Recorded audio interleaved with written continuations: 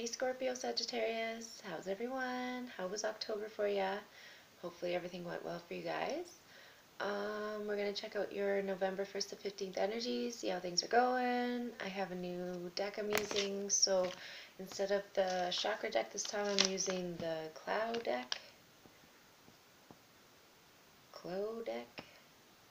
I'm really not sure how to say it. Everything's in Japanese, so I'm reading them intuitively. They're really nice cards though, and they've been working really well as far as I can tell. So to start off, Scorpio Sag has the Hermit as an underlying energy, and the Dark. So I feel like the Dark is similar to the Devil in that it's like something that needs to be overcome. And so it seems like you're taking Hermit mode to overcome whatever issue you may have.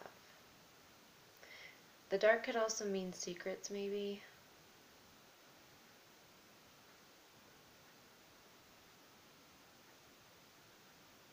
Or just the opposite to the light. So the Hermit is looking for light with his little lantern there.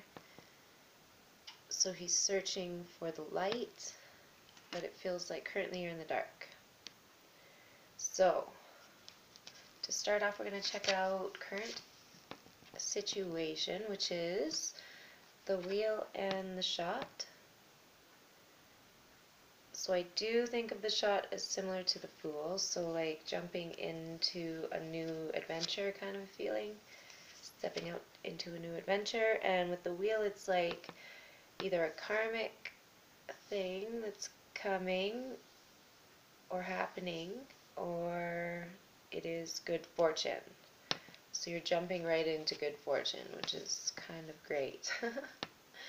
So now you have in your past position the Return and the Hierophant. So to me, the return of some religious thing. So maybe you're returning to a spiritual aspect again in your life, like maybe you took some time away from that and now you're going back to it. The Hierophant to me can mean marriage, so maybe the return of someone from like a broken marriage, so you separated and now you're returning, that kind of thing, coming back together. And that is in the past. So it feels to me like if it was a religious thing, you're still working on that if you're in hermit mode still, because it feels like it hasn't come to light yet. You're still in the dark about it, but you are taking that leap of faith kind of feeling. So the base of your reading is the Sand and the Princess of Pentacles, which are really interesting cards to me because it feels like the same energy. The Princess of Pentacles is an earth energy, and the Sand is obviously earth, and it's like a tiny particle as opposed to a mountain, which would be like the king. Does that make sense? So princess. So it's like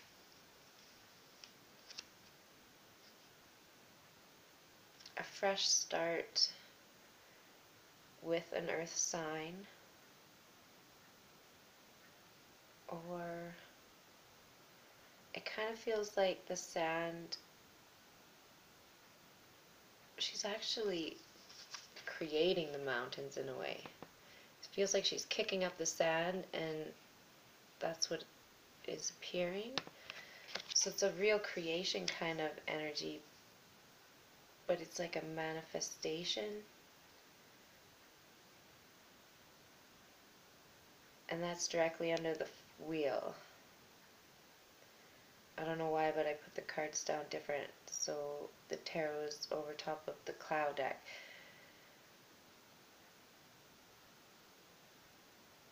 And the Shot is over the Princess of Pentacles. So you're taking a shot at this business venture, financial investment,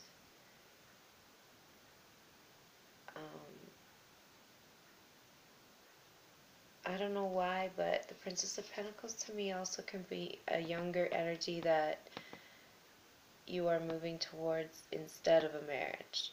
So you're like breaking the marriage to go towards this younger energy. If that is something that you're going through, can you please let me know? Because that card eludes me sometimes. So,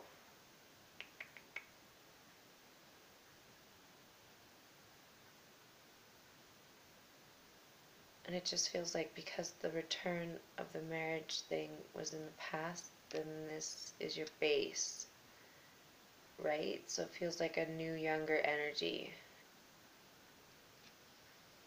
But you're jumping right in to that. So now we have two very interesting cards that come together, and that's the Freeze and the Four of Swords. So we could read this as them being very similar energies, where this is like a break and the freeze is like stopping whatever, and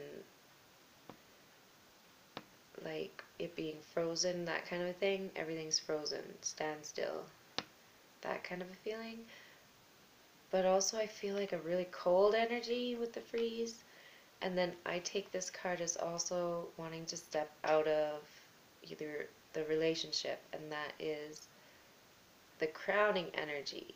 So the crowning energy is wanting to step out, maybe like to hold off that other relationship, put it on hold, put a freeze on it, and move towards that other thing. And then in the base of the reading is the other thing. I'm pretty sure this is the other person.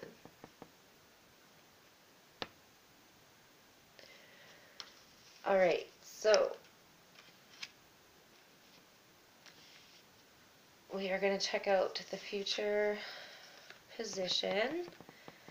And now you have the Glow and the Ten of Pentacles, which is really, really good energy together. This is happy home, happy financial situation, happy job. And the Glow is like an all-encompassing, warm, loving feeling. I hope I said that right.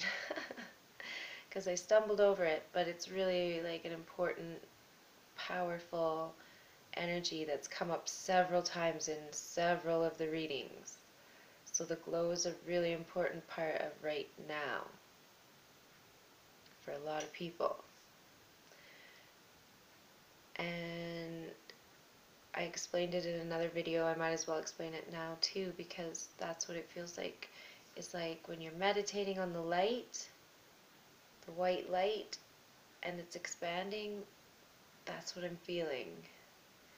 It's like an all-encompassing love ball of light around everyone, like a lot of people. And so then that gives me this feeling, is like that's the light. And then you have Eight of Wands underneath that, so maybe you need a lot of communication, you need to work quickly, you possibly need to travel. But there's a lot of things going on. And I feel like some of it is possibly a cheating element. So if that's not your energy, it could be your partner's energy. But that's not for everyone, so don't go running to your partner and saying you're cheating on me, because that might not be the case. Right?